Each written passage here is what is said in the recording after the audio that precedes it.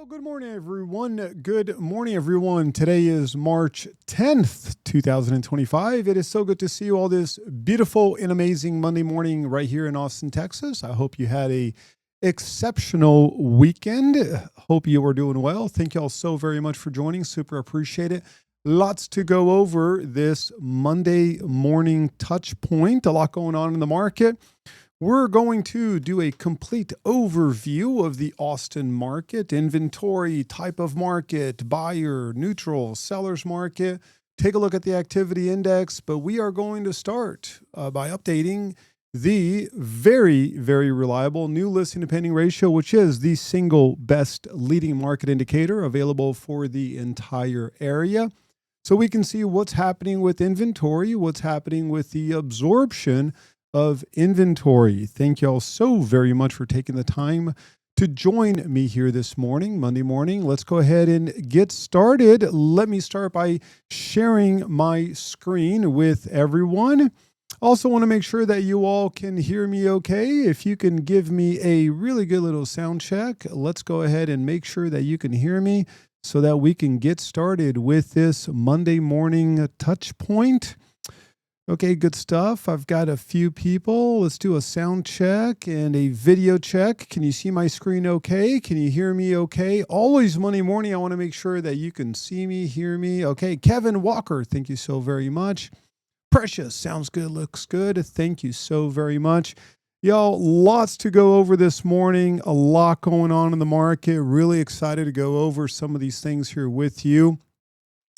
And as you know, new listing to pending ratio, I've said this before, the single very best leading market indicator available for the entire Austin area. And let me make sure that you all have my video up and running. Okay, good stuff. I can see everyone. We've got a few more people right here that are joining us. We're going to go ahead and get started. Here is the new listing to pending ratio. I went ahead and went backwards in time and updated everything. So let's do a really brief overview over the past few weeks, and then we can go over what's happening this week, meaning from last Friday or last Monday up until today. Now, 2 weeks ago, from February 24th all the way through March 3rd, you can see that there were 1,219 new listings that hit the market. As new listings, 153 price increases, and we've got 1,268 price decreases. That's going to give us a ratio of 89%. That's the ratio between price increases and price decreases. Doesn't mean that 89% of the properties went down in value. It means that out of everything that could have gone up or down in value, 89% went down in value. Back on the market at 216, and that's going to be exactly 18%, a little bit higher than the past 3 weeks. 550 active under contract, an encouraging number because the previous week, 513, 514. It is very nice to see this little bit of a bump on active under contract. On the pending side of things, we closed out at 435. Now, take a look at the ratio, and a really quick reminder for those that are fairly new to Team Price. What this ratio is we simply divide everything that is new on the market plus everything that is back on the market by everything that went active under contract and pending. A ratio of exactly 1 is going to be that perfect market equilibrium, meaning 1,000 properties come on the market, 1,000 properties are absorbed by the market, inventory neither goes up nor goes down. When the ratio is over 1, for example, if it's at a 1.1, that means that 1,000 listings came on the market and 1,100 listings were absorbed by the market, which means that we've got a higher degree of demand in relation to properties that are entering the market, meaning that over time, inventory is going to go down because demand in relation to what's coming on the market is higher.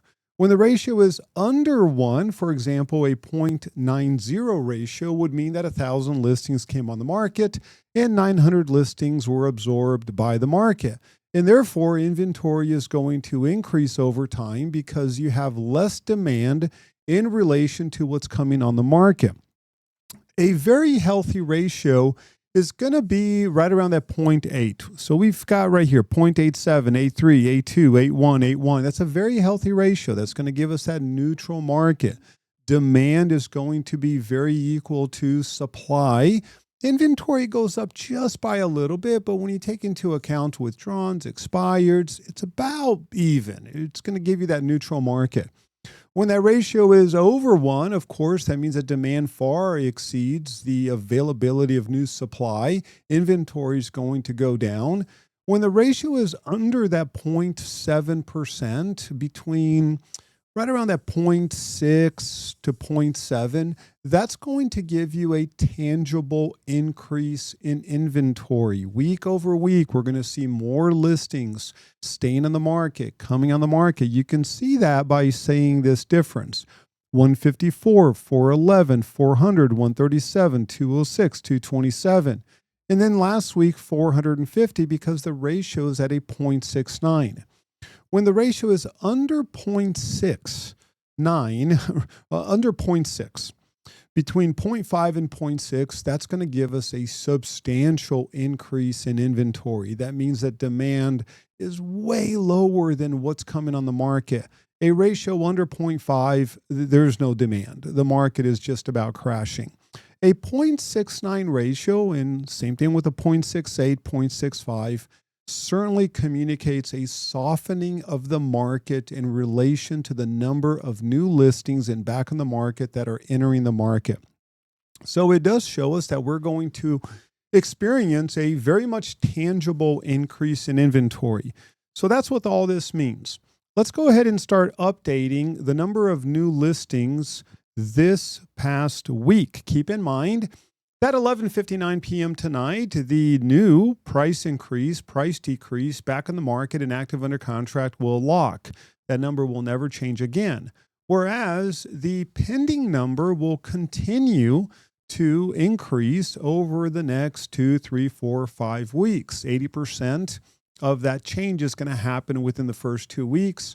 But agents can always go back and update the pending, but everything else locks in. So when you get this update via email tomorrow morning, all of the information is going to be locked except for the pending. So let's start updating the number of new listings. Keep in mind, this is going to be for the 6-county area: Travis, Williamson, Bastrop, Hayes, Caldwell, along with Burnett counties. And we're going to take a look at the 3rd all the way through the 10th number of new listings within the 6-county area. And we are right now at 1,367. 1,367 new listings. And it is 10:09 a.m. 10:09 a.m. and we are already noticing 1,367. Meaning that we're going to get very close to that 1,500 mark. 1,500 new listings, new on the market over the past 7 days. I cannot wait to update this resource tomorrow morning, very early in the morning, to see how many new listings came on the market. But we are already at 1,367. Let's take a look at price increase.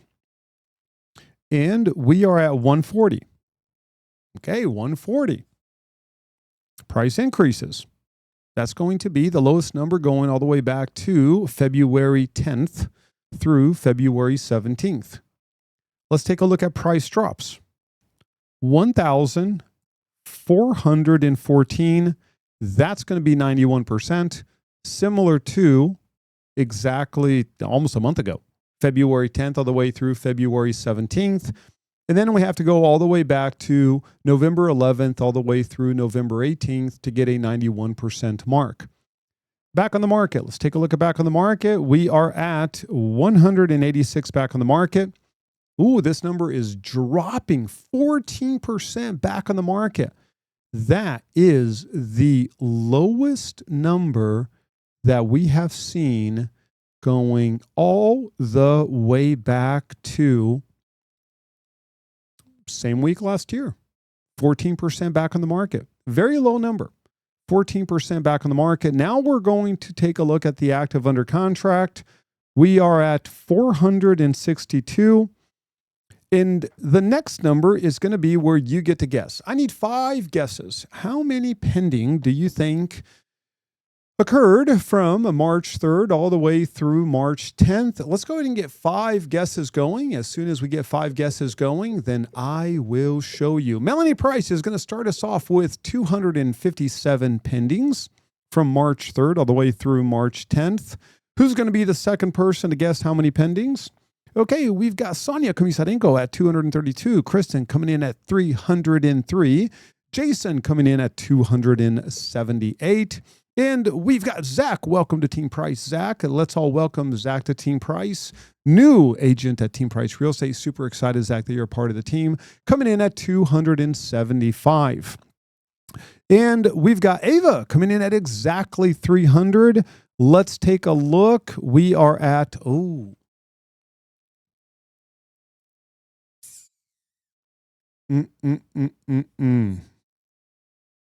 Okay.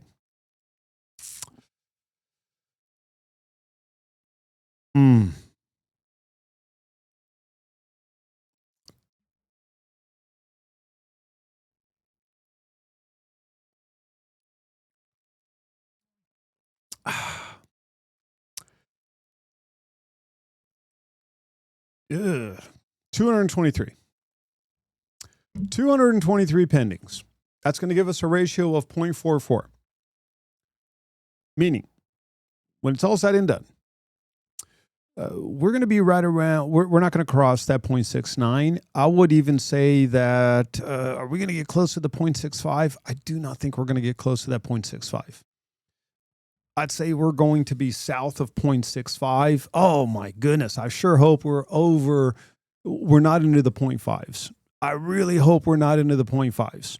A lot is going to depend on what happens between now, 10:13 a.m. and 11:59 p.m. tonight, on the number of new listings that are entering the market. But we can see that with 1,367 new listings, if this number goes up to the 1,450, and then this number goes up, same as last week, 435, we're at 0.55. We're at a 0.55. If this number goes in at 550, we're still at a 0.6. So best case scenario, we're going to hit that 0.6 number. Best case scenario. Realistically, I don't think we will. I think we're going to be under that 0.6. I think we're going to be right around that 0.59, 0.58 when this is all said and done. Especially when you see the number of new listings that are entering the market. Very large number of new listings entering the market right now. Exactly what we were predicting. Fourth quarter of last year. A lot of new listings entering the market. So we're currently at a 0.44.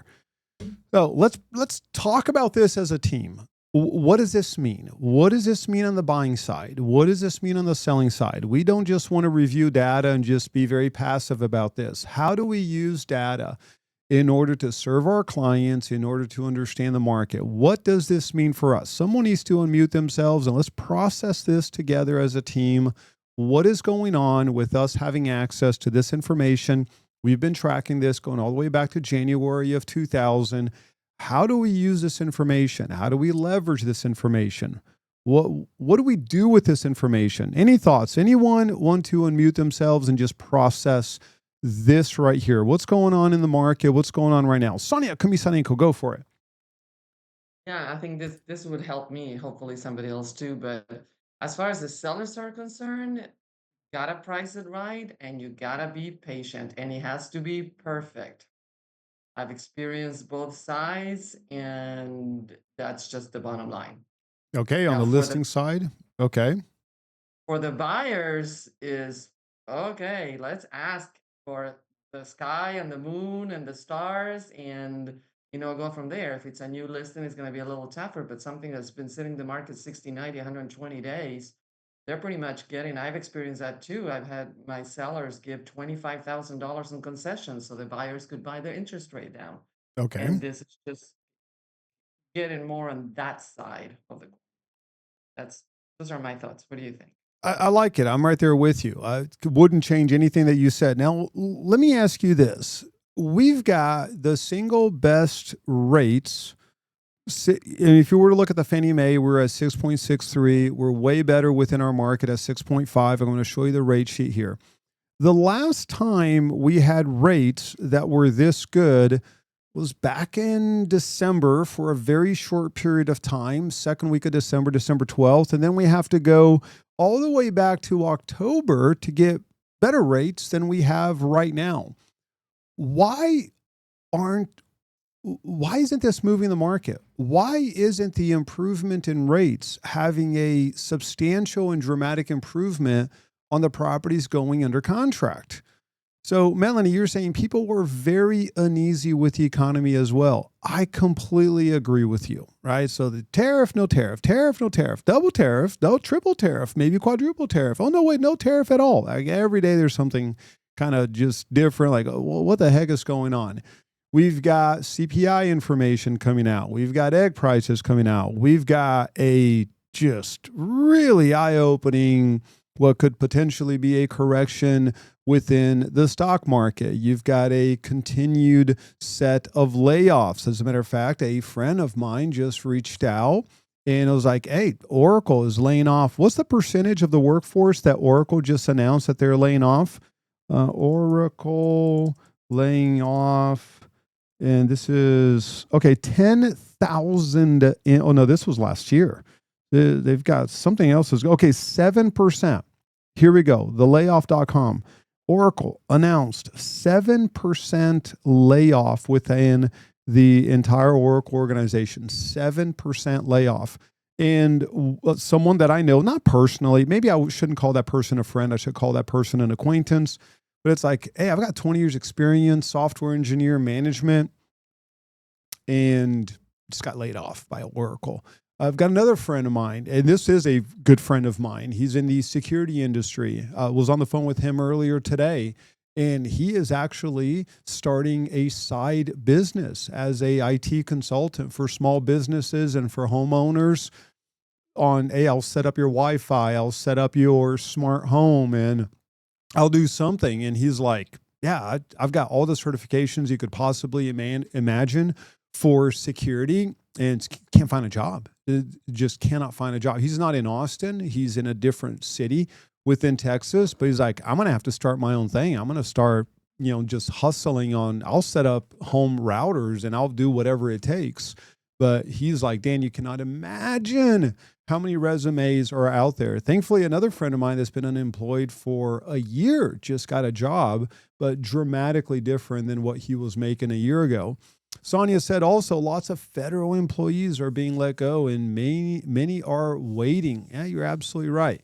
So all of this is going on and it's causing, even though rates are lower, it is causing a pullback within the demand of real estate. Last week, we went over the National Association of Realtors Home Pending Index, and we can see that the December reading was the lowest reading going all the way back to January of 2001, which is when the data started.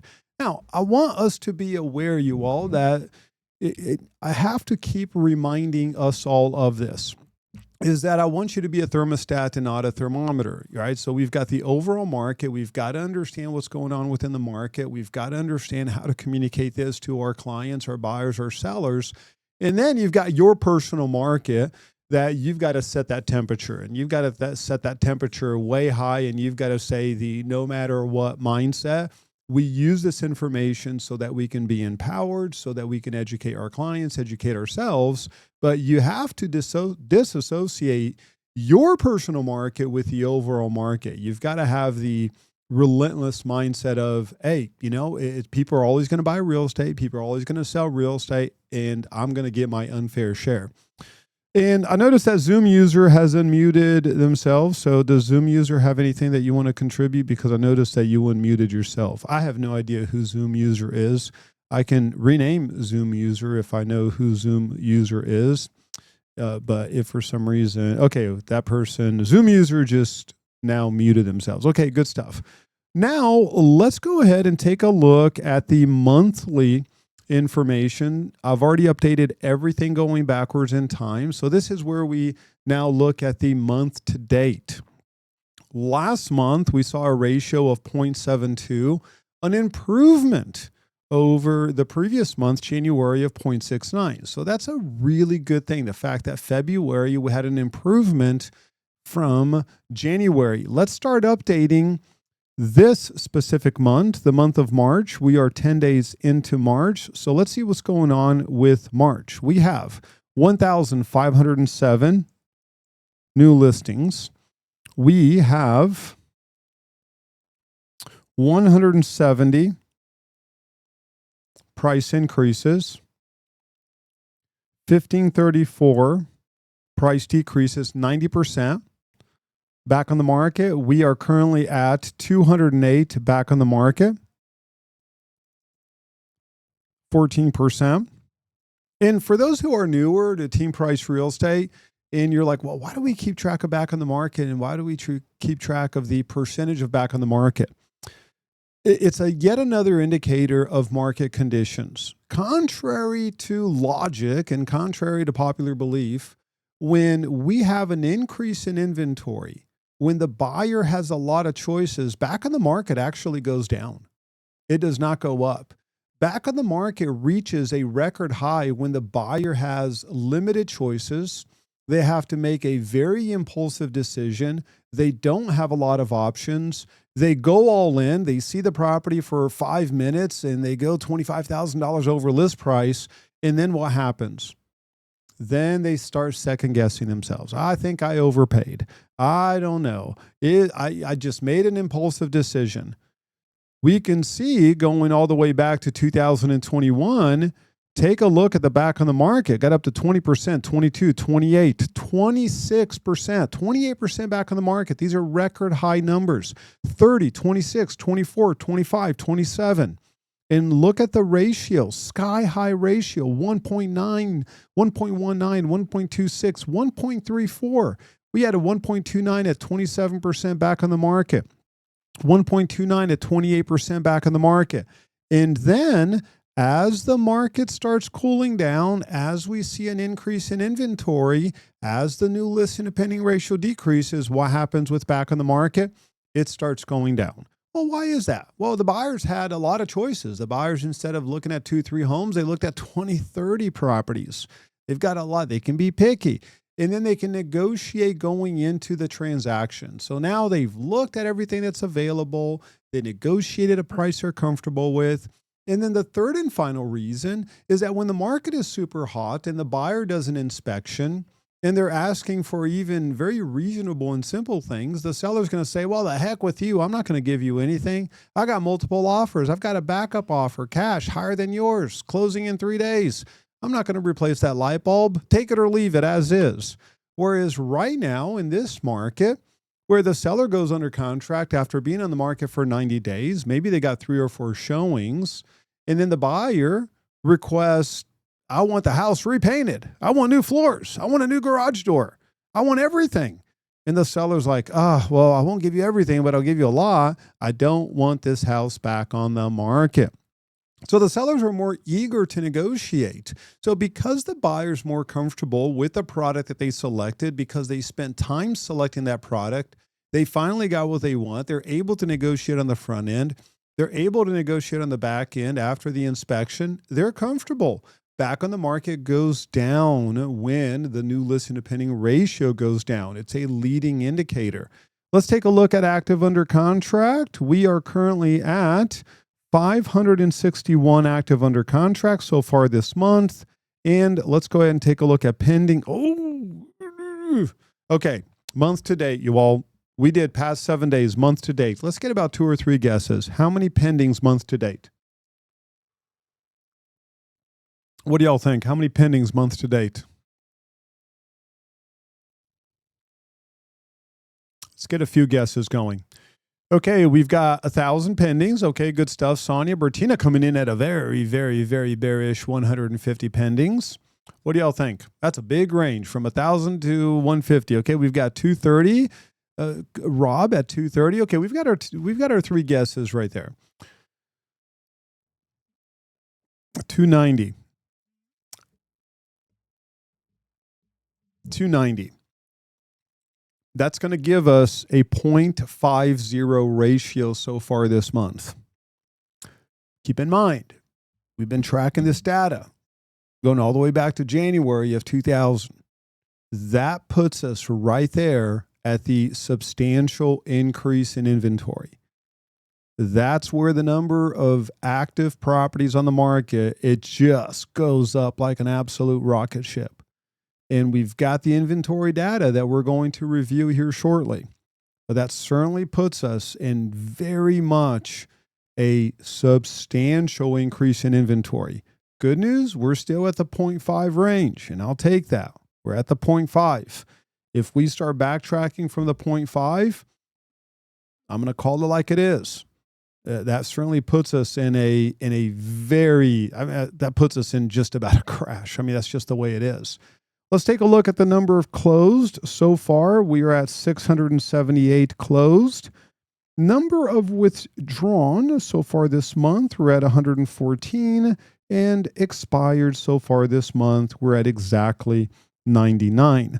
Let me move this to my other screen. Let me print this as a PDF so that we can review some of the charts. And then we're going to take a look at inventory, economic cycle, what's happening with the bond market, going over a lot of information right here. I also want to review an article that I wrote over the weekend that is very eye-opening, and we want to talk about that. We want to know what's going on with the market, what's going on with inventory. It's a very eye-opening article that I put together. And by the way, you all, I've got some fantastic news. Remember back early when the year started, our website was right around the 1.2 million page views over the past 12 months. Do you remember what my goal was? And I said this, I want to be at X number of page views by the end of the year. Do you remember what that was? The X number of page views? Anyone here remember? I said, I want to be at X number of page views. Okay, 2 million. You're absolutely right, Sonia. Y'all, let me just show you this really quick. I'm really, really excited. Over the past, and now said, hey, by the end of the year, I want to be at 2 million page views. We are one day away from that. We're at 1.985175 million page views. And we are just, tomorrow, we're going to hit 2 million. My goal is to hit 2 million by the end of the year. And it's March 10th. And we're just shy away from 2 million. Really, really exciting. I'm just absolutely thrilled. Really excited to see what's going to happen this year. Our website is becoming really the number one source for real estate data for the entire Austin market. Google's obviously picked it up. Everything is picking up. ChatGPT, if you ask questions for ChatGPT, it's serving our website. Violet says, make a new goal. Hey, Violet, here's the thing. I already did 4. You know what? All it shows is that I didn't have big enough goals. That's what it did. All right, we're going to go for 4 million. I want to get 4 million by the end of the year. 2 million was just, what a pathetic goal that was, 2 million. It's like acting like a loser here, thinking we're going to hit 2 million by the end of the year. So yeah, we've got a new goal. I've got a new goal. We're going for 4 million. So really, really exciting for that. Let's take a look at some of the monthly data. Now we can see that week over week, we are already, and this is, year over year, same week, year over year, we are already 25 listings higher than we were same week last year. And we're only at 10:10 a.m. when we pull this data. And we can see that on the new listing side, we've had some substantial positive numbers. On the pending side of things, we have now been negative the entire year. We've been lagging last year on the properties that are going under contract. And of course, that's why the new listing to pending ratio is going to be less. Now, here's the new listing to pending ratio currently at 0.44 for the week. This number is going to go up, but we're not going to reach that 0.6. We're going to settle somewhere between the 0.55 and 0.6. I'm hoping that we reach 0.6. I'm hoping that, I don't know, because the weather was average, agents didn't update the pendings, and we're going to see a flood of pendings. I'm always hopeful, but we've been updating this information for a very long time. We know that when we start the day at a 0.44, we're going to end south of 0.6. So it could be south by southwest, could be a lot of things, right? Could be, who knows? Now let's take a look at the new listing to pending ratio. Here we go, 0.5. 0.5 is the new listing to pending ratio so far this entire month. Last year, same month, we were at a 0.76, the year before 0.79. So we have been backtracking, but a 0.5, this is going to go up. But it's not going to beat the 0.72. It's going to be right around the 0.6. That does put us within that substantial increase in inventory. I'm being very hopeful when I say that this is going to go up. I'm being very, very, very hopeful. My hope is that this goes up because a 0.5 ratio, we have to go all the way back to 2003 for a ratio that was lower than that at a 0.48. That's a really, really low ratio. And of course, we all know what happened from 2001 all the way to 2004. Austin got hit really, really hard with the dot-com bust, and that's why we experienced a super low ratio back in 2003. Thankfully, we are over that, but it's only 10 days into the month. Agents are really bad when it comes to updating pendings. This ratio will absolutely go up. I'm very confident that this ratio is going to go up. Active listings, we are up 4.7% on active listings, and we are 28.5% above average when you look at the number of active listings. We're at 11,251 when you look at the 6-county area. That's where we are right now. Let's look at a few more things. Let's take a look at, let's see this number, new listings. Let's take a look at cumulative new listings. These are all the new listings that have come on the market from January to March. Now, of course, we are down 23.7% compared to last year, but we're only March 10th. This number is going to go up. We are going to cross the average. Are we going to beat last year's number of new listings? That's a really tough one. We almost beat for the month of February. We almost beat February 2024. February 2024, we had 4,079 new listings. Last month, we had 3,996. Last year, for the month of March, we had 4,963. Well, so far, we've got 1,507. I don't think we're going to beat last year. 4,963 is an obscene number of new listings that hit the market March. Now, you can see that we had a very early season on the number of new listings hitting the market, and that was January, 3,827 versus 3,191. So everyone used the same strategy we used. List it soon, list it quick, list it fast, list it perfect. We're going to have a very early selling season this year. That's exactly what happened. January, the market gets flooded with new listings. We just about matched February, very, very close. When you look at year over year, we're only down by 2%. Now, so far, we're down by 69.6% compared to March of last year. I can go on record right now. It is only the 10th of the month that we're not going to beat last February on the number of new listings. That's going to be a good thing. I don't want to beat last year's number of new listings. I don't want to beat any one of these months. March, April, May of last year, we saw an explosion of new listings hit the market. I don't want to beat that record. That's a record that I do not want to beat. Now, let's take a look at the number of active listings currently in the market. Let's look at the activity index, months of inventory, and we can see, and this is really eye-opening, this is substantial, that we currently have, as of this morning, 12,928 active listings currently in the market. Daily change, that is up 259. On Friday, it was up 367 daily. Week over week, we're up 701. Month over month, we're plus 1,150. We are, month over month, 9.76% gain month over month on the number of active listings. Year over year, 18.9. And take a look at the pending. We are down 10% year over year on the number of pending properties, which means that the activity index currently stands at 23.8. Inching towards the cooler side of things.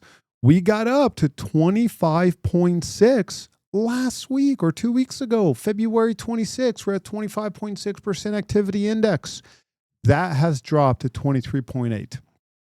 That's the leading indicator. Therefore, the lagging indicator, months of inventory, We're at 4.56 months of inventory. If you take all 34,058 properties that sold over the past year, and then you look at the existing inventory, there are a few different ways to calculate months of inventory. I use all three different types.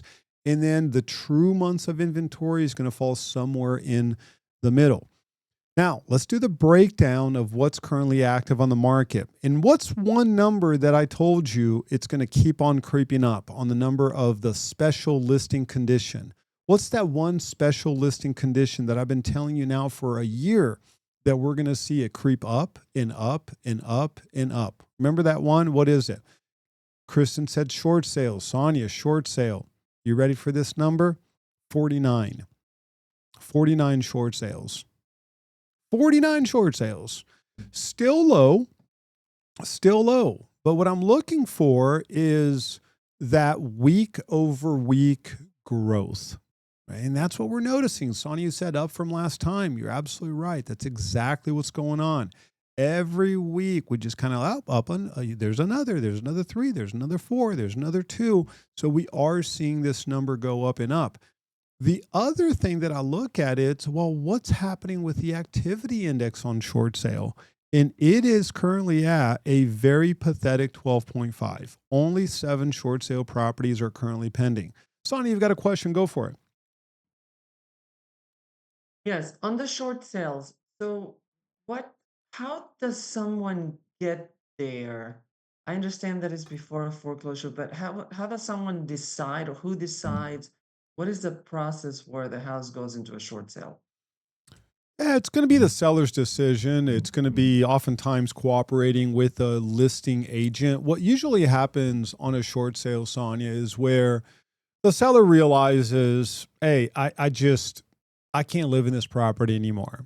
A little bit too much house, too much monthly payment, maintenance, whatever the case might be. It could be a job loss. It could be, a health situation. But bottom line is they need to sell the property.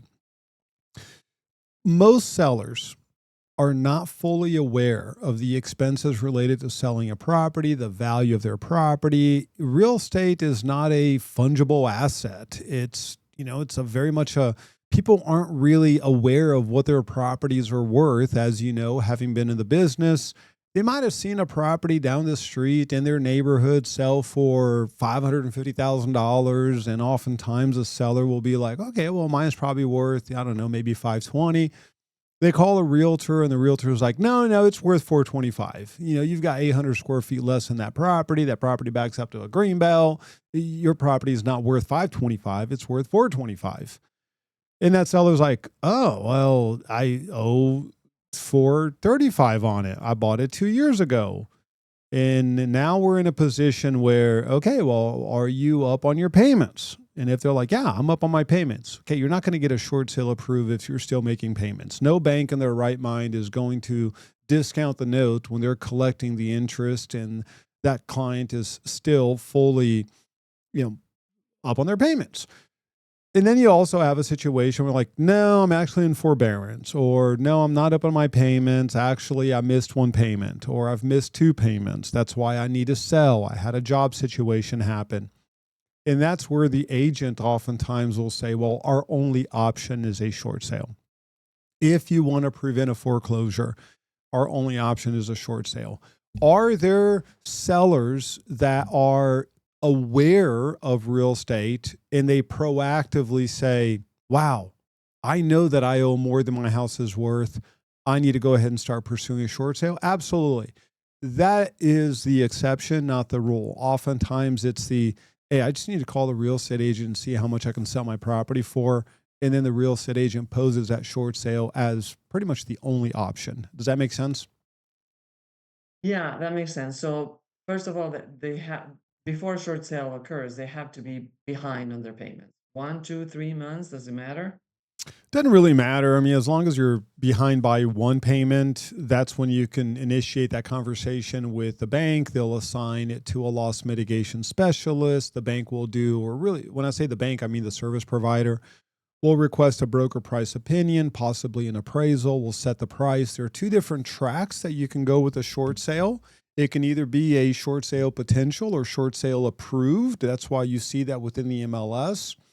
A short sale approved means that the bank has already done their due diligence. They did a BPO, they did a market analysis, maybe an appraisal, and the bank said, okay, list the property for 400. That's where the short sale's been approved. A lot of banks will say, hey, list the property. Once you get an offer, then we're going to do a BPO, then we're going to do an appraisal, but bring us an offer first. So those are the two different ways that you can handle a short sale. Okay, well that clarifies a lot. Thank you. Yeah, Appreciate it. absolutely. I don't have anything on short sale right now, but just I was just curious to see if they had to be behind on the payment. Yeah. Thank you. Yeah. I've never seen a bank. Now, the client can say, hey, my budget is absolutely stretched. Bank, I will be behind next one. Like, I'm not paying the next one. I have no means to pay the next one. And that could certainly happen. But the bank is going to say, I'm not even allowed to process through loss mitigation until you are officially behind. That's going to be the response. I've never seen a bank approve a short sale where the client is not behind. Never. So, very good question. All right, y'all ready to see inventory? Active listings. What stands out on the number of active listings? That's going to be the purple line. What stands out?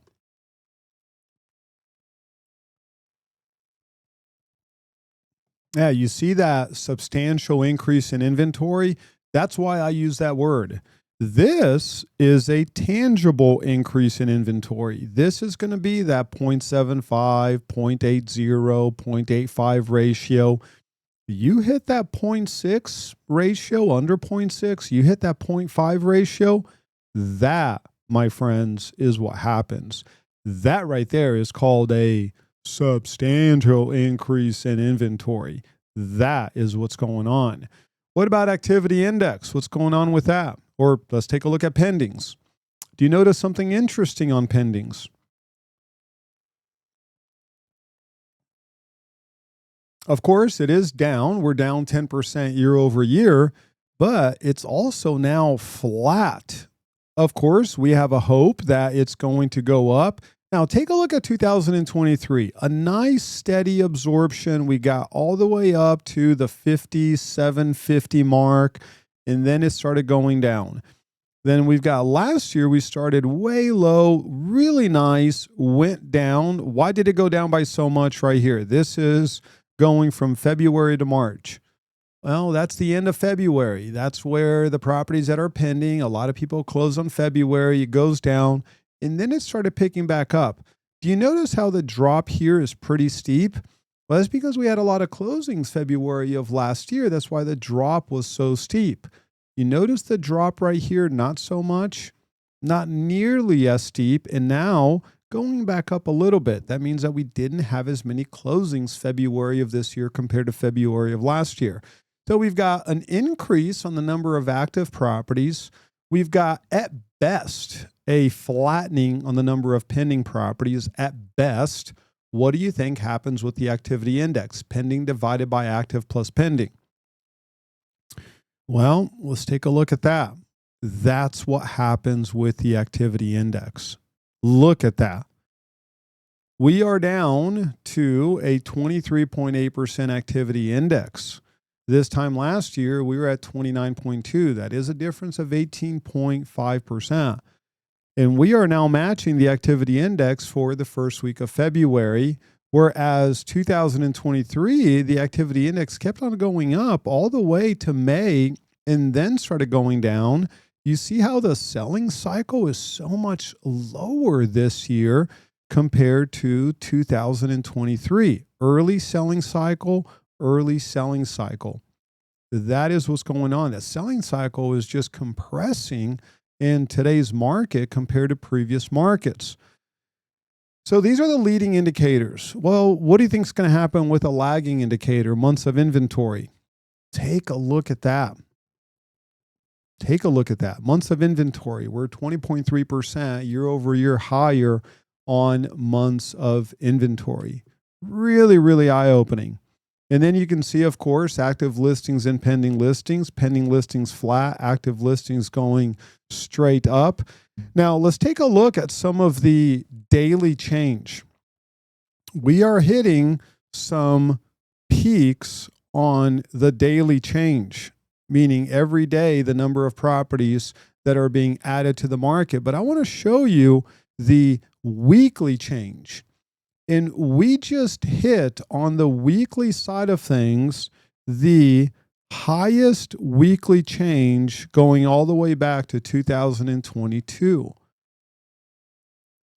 The highest weekly change going all the way back. So we now beat April of 2024 on the weekly change, number of properties that are being added to the market on a weekly basis. These are raw numbers. That's going to be the highest number since 2022. And let's take a look at the monthly change represented in numbers. And then we've got the monthly change represented as a percentage. So we've been on the plus side month over month for well over a year now. And this is now going up. So there's that substantial increase in inventory where every month you see a 20%, 20%, 20%, 20% increase in inventory. So do you remember how many active listings we have? We've got 12,928. Imagine adding 20% to that, right? That's like, close to, 20% of 12,000 is what, 2,400? So imagine this time next month, we've got 2,400 more listings. Now, it really creeps up. We hit 15,000 really, really fast. Then we're at 17.5. Then we're at 20,000. I don't think we're going to reach 20,000. At one point, there's a breaking point on the number of active listings, but we are noticing that substantial increase in inventory that's available. So the overall broader market, where are we right now? We have officially transitioned into a neutral market. You can see that we are currently at 5.12 months of inventory. When you look at the entire MLS, we got to 5 months of inventory last month, and we are currently at 5.12, 5.1. And that does put us right there within the neutral market. And you can see that every month, all of these red dots, that's going to give you the March. So we've got a nice steady line that keeps on going up on the number of active listings. Now, let's talk about type of market. Did you all see the Facebook post that I did in our internal Facebook group? Take a look at this. 2024 versus 2025. 2024, same exact week, 2024, there were 15 out of the 30 cities that we track in a seller's market. That's 50%.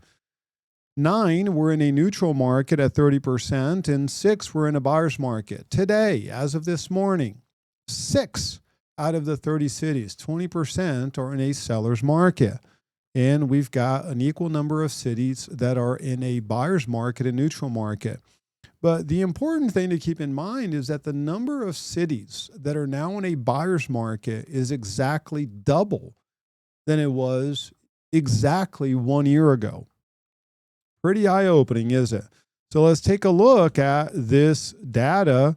And let's take a look at this chart. And you can see that we also have a few cities. Elgin is at 6.76 months of inventory.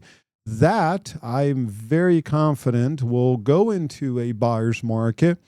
And then we're going to have a little bit of a pause on the number of cities in a neutral market. We do have Buda.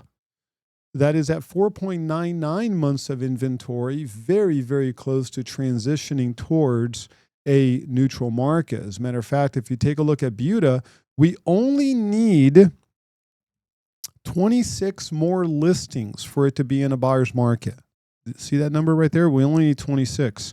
Dripping Springs, we only need 7 more listings to transition into a buyer's market. Gerald, we only need 9 additional listings to transition into a buyer's market. Pretty amazing, isn't it? Taylor, we only need 8 additional listings to transition into a buyer's market.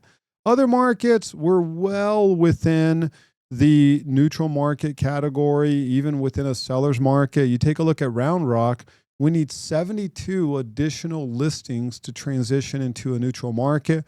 and we need a staggering 282 new listings to go into a buyer's market. When you look at Kyle, we only need 13 listings to transition into a buyer's market. So we're very, very close. That could happen by this time next week. Could happen by this time next week. Now we need 141 less listings to go back into a seller's market. That's a lot. We're not going to see that. That's a lot. Good stuff. Let's take a look at zip codes. When you look at the 75 zip codes that we track, 30 out of the 75 are in a seller's market. That's going to give you 40%. 32% or 24 are in a neutral market, and 28% or 21 are in a buyer's market. So let's take a look at activity index. City of Austin, we're at 22.6% activity index. Let's take a look at what's happening with certain cities, and then we're going to take a look at zip codes. And you can see that, we've got a few of them that are backtracking. Dale is just plummeting. I mean, Dale, there's no activity in Dale. We're only looking at a 5.2% activity index. That's about as cold as it gets. Indy, that's the worst city right now. But if you take a look at which ones have gone up, we've got Elgin. Elgin's gone up. We bottomed out at 19.4. We're currently at 25.8. So that's actually gone up a little bit. But for the most part, we are seeing a backtrack in activity really across the board. So this is not isolated to, one area, just across the board. And this is even happening across the entire country. I want to show you something really exciting that we recently launched.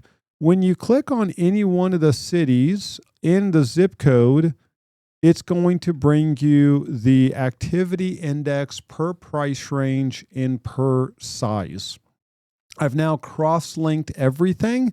So now you can see what the activity index looks like for each price range and for each size, which is really, really exciting. Now, if you ever want to see the number of properties that are currently on the market, then you're going to go to the price per foot resource that we have, but this is going to give you the activity index.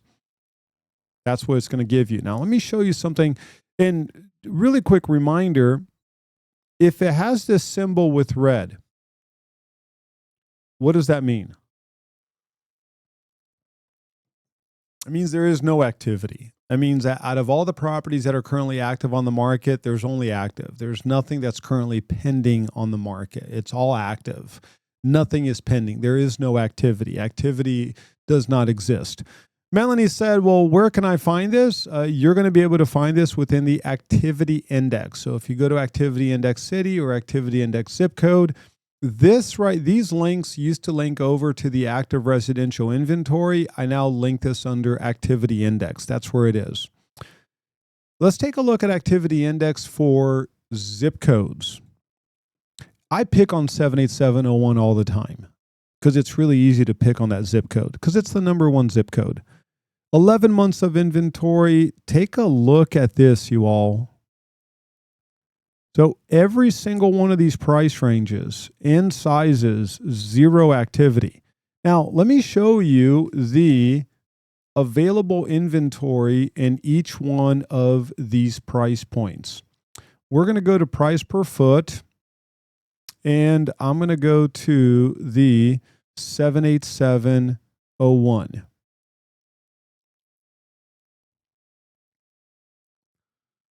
And take a look at the difference. So you can see that, for example, right here, 9. So there are 9 properties in the 78701 between 1,300 and 1,450 square feet over 1.2 million. 9 active properties. And how many properties are currently pending? 0. 0 activity index. 0 activity index. Pretty amazing, right? Really, really amazing. Just really incredible. So, Melanie, you've got a question. Go for it. Can you hear me? Yes, I can. Okay. Uh, So I was going through the lease stats and sending some things to clients, and I noticed that when you click on, zip code or whatever, it gives you the active distribution. But if you for the sold, it like gives you sold information and not leased information. Oh, okay. Well, on which one? We don't even So have a if you go sold. to We like don't the have a zip sold code, distribution here. no, no, like when you go to the main page and you click on the zip code at the bottom, There is no zip code on the like bottom. no, no, no, no. Like, okay, so go back to,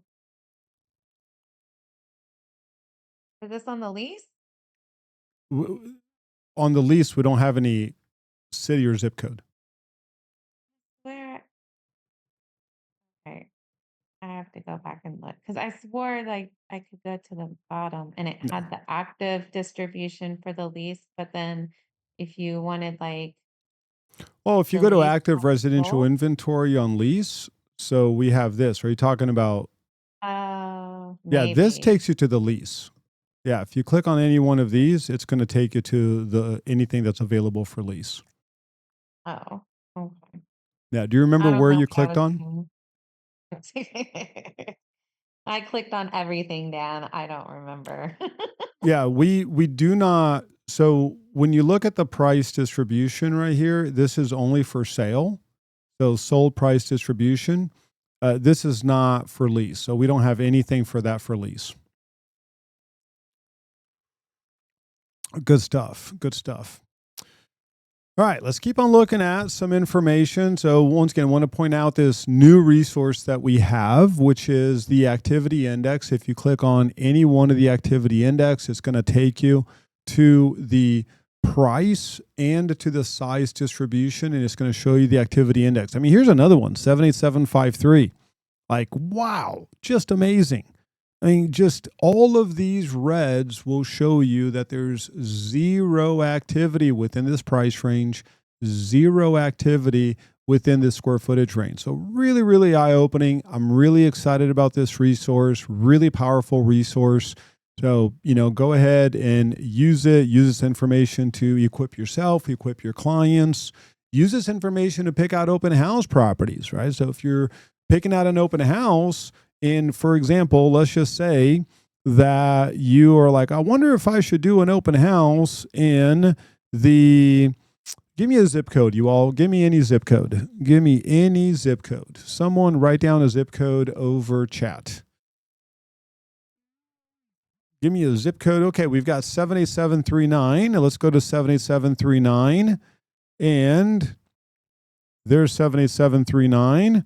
Well, take a look at this. We've got 18 to 1900 square feet, 100% activity index, 2000 to 2250, 25 to 2650.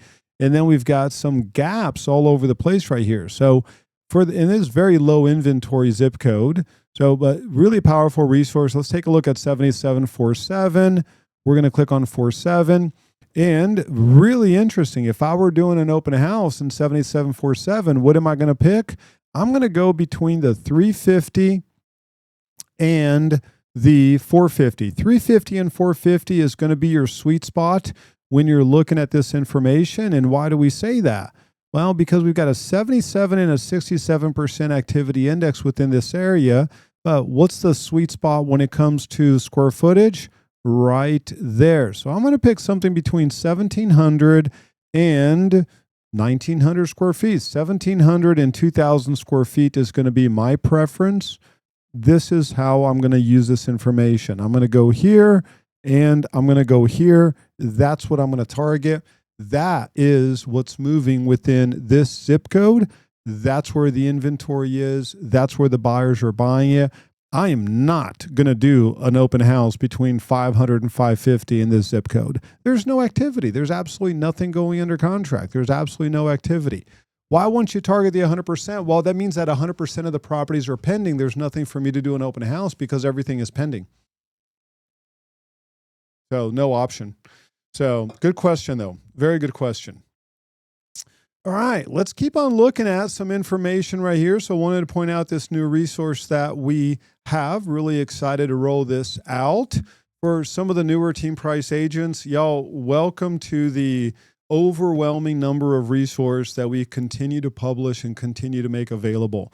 So bottom line, what I recommend if you are newer to team price, and you could be at team price for 10 years and still be like, oh my gosh, this is like way too much stuff.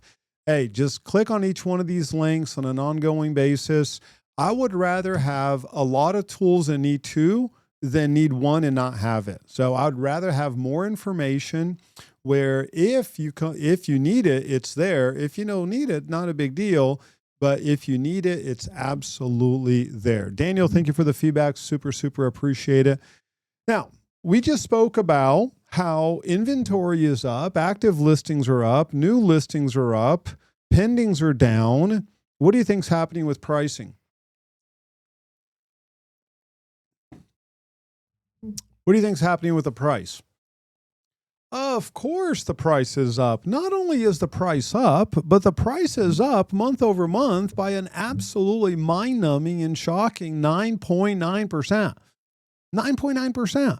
Year over year, 8.6% on the average sold price. On the median side of things, we're up 5.5% month over month, and we're up 1.4% year over year. And you can see that the average sold price, we are now down by only 9.37% because we're up 8.6% on the average sold price month over month, or year over year in this case, 9.9% month over month. Why? How in the world do you explain this to a client? How do you explain this to yourself? Why is it that we're down 10% on the number of pendings? We're up on the number of listings. Activity index is down. All of the leading indicators are softening across the entire board. Yeah. The buyers that are, it's bifurcated markets, what we've been talking about. This is a bifurcated market. Is that if you have last year, 2,500 properties sold, this year, 2,000 properties sold, but this year, more expensive homes are selling, and we all know that the bottom 20th percentile is getting hammered. The bottom 50th percentile is getting hammered. Insurance costs, interest rates, taxes, and everything else. But the top 75th percentile is actually doing very well. It's improving. It's up 11% year over year. It's going to raise that average price. It's going to raise that median price, even though we have less demand, less number of properties that are currently selling. We have a bifurcated market right now. Is that what is selling is more expensive. That is what's going on. So we've got to be very cautious when we look at this and we attribute this to a kind of healthy market improvement. No, it's just have to look at what is selling, right? So if you go to, let's just use this as far as, I don't know, let's shoes, tennis shoes. Last year, 1,000 tennis shoes sold, but we had a really good distribution of tennis shoes. Some of them were $20, $30, $40. Some of them were $500. We had 1,000 that sold. This year, 500 tennis shoes sold, but every single one of them is over $200. Well, what's going to happen? The median price per shoe went up, but that only shares half the story. Right? That's what's going on. That is the reality of the market that we're experiencing right now. That is why we have to look at the macro level, but we have to be obsessed with the local market. Always important for us to understand the macro level. But when you have to study that local market, whether you're working with a buyer, working with a seller, listing a property for lease, does it matter that the market is up 9.9% month over month? Absolutely not. Doesn't matter. You have to look at that neighborhood, that square footage range. That's why I'm so obsessed with creating these new resources for you, where it breaks down the square footage range along with the price range. You might be in a situation where it's a very attractive zip code, and let's go ahead and pick a very attractive zip code. Here's the type of market zip code, and we're going to pick one of the top 10 zip codes in the area. Let's go with 78749. 78749 has only 2.84 months of inventory. And it's got an activity index of 31.9%. Very healthy. But if I am in If I'm listing a property between 2,000 and 2,300 square feet and I'm at the 550 to 650, I have no activity. Nothing's going on. Not a single property is under contract. You go before and you've got a decent activity. You go after, okay, you've got between 2,300, 2,400, 100%. That one is pending. But we have to realize that outside of that one property that's pending, after the 1,900 square foot range, nothing is moving. Real estate is always going to be hyper local, individual to a specific property. That's why we create these resources. And that is why prices are going up. If we look at the median side of things, there's that 1.4% year over year increase. We are down $100,000 from the market peak May 2022, but we can see this really big jump right there. It is only the 10th of the month. More properties, of course, are going to close between now and the end of the month. This line will go down. And I would say that year over year, it will actually end up on the negative side of things year over year. It will go down. Mark my words, it always does.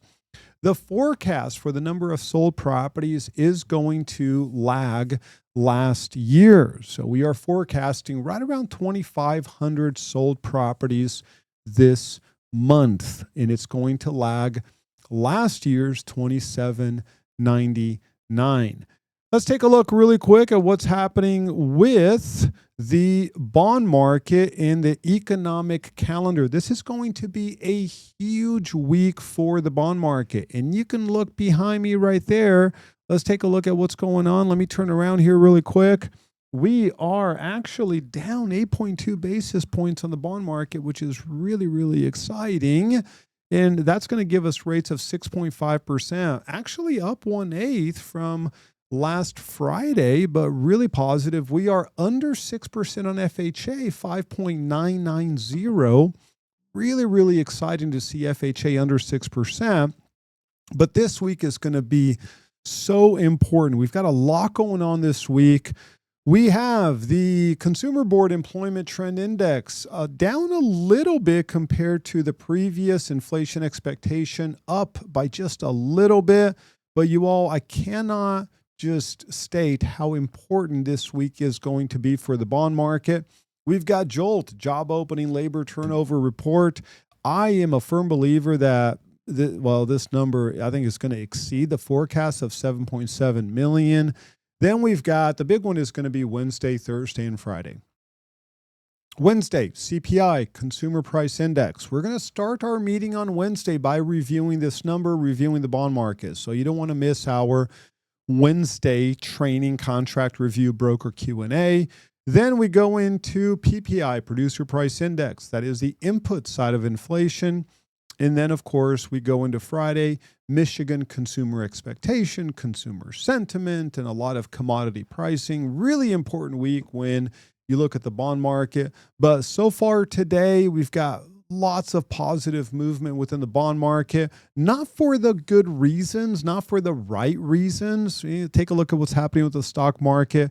We've got the Dow Jones down 1.18%, S&P down 2.19%. We've got the NASDAQ down 3.5%. So the reason why we see an improvement in the bond market is that there is a flight to safety that's going to cause demand for the bond market. When you've got an increased demand for the bond market, of course, the yield is going to go down.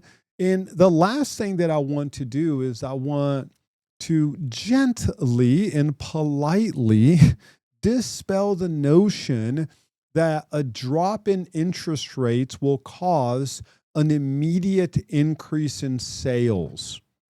That is not rooted in any reality whatsoever when you look at historical precedents, because we can see that last time around, the line in yellow dropped way down.